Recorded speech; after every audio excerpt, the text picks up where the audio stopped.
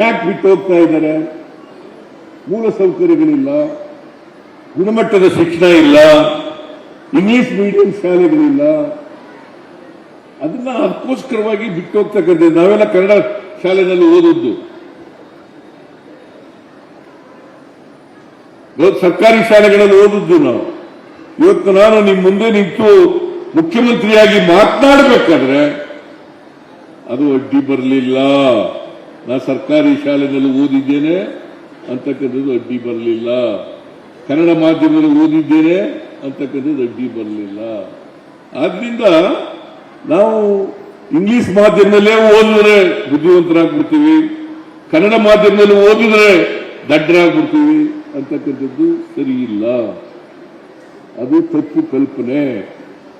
ಇದನ್ನು ನಾವು ಅರ್ಥ ಮಾಡ್ಕೋಬೇಕಾಗ್ತದೆ. ಯಾವುದೇ ಮಾಧ್ಯಮ ಆಗಲಿ, ಯಾವುದೇ ಭಾಷೆ ಆಗಲಿ, ನಾವು ಭಾಷೆ ಮೇಲೆ ಹಿಡಿತವನ್ನು ಸಾರಿಸಿದ್ರೆ, ಮಾಧ್ಯಮ ಯಾವುದೇ ಆದರೂ ಕೂಡ, ನಾನು ಒಂದು ಲ್ಯಾಂಗ್ವೇಜ್ ಆಗಿ ಕಲಿಬೇಡಿ ಅಂತ ಯಾವ ಭಾಷೆನೂ ಹೇಳಲ್ಲ. ಲ್ಯಾಂಗ್ವೇಜ್ ಆಗಿ ಕಲೀರಿ, ಆದರೆ ತಾಯಿ ಮಾತೃಭಾಷೆಯನ್ನು ನಾವು ಬಿಡಲಿಕ್ಕೆ ಸಾಧ್ಯ ಇಲ್ಲ. ಅದಕ್ಕೆ ನಾನು ಈ ಇಂಗ್ಲಿಷ್ ಶಾಲೆಯಲ್ಲಿ ಹೆಚ್ಚು ಮಾಡಬೇಕು ಅಂತಕ್ಕಂಥ ನಾವು ಕೂಡ ಮಾಡ್ತಾ ಇದ್ದೀವಲ್ಲ ಈಗ.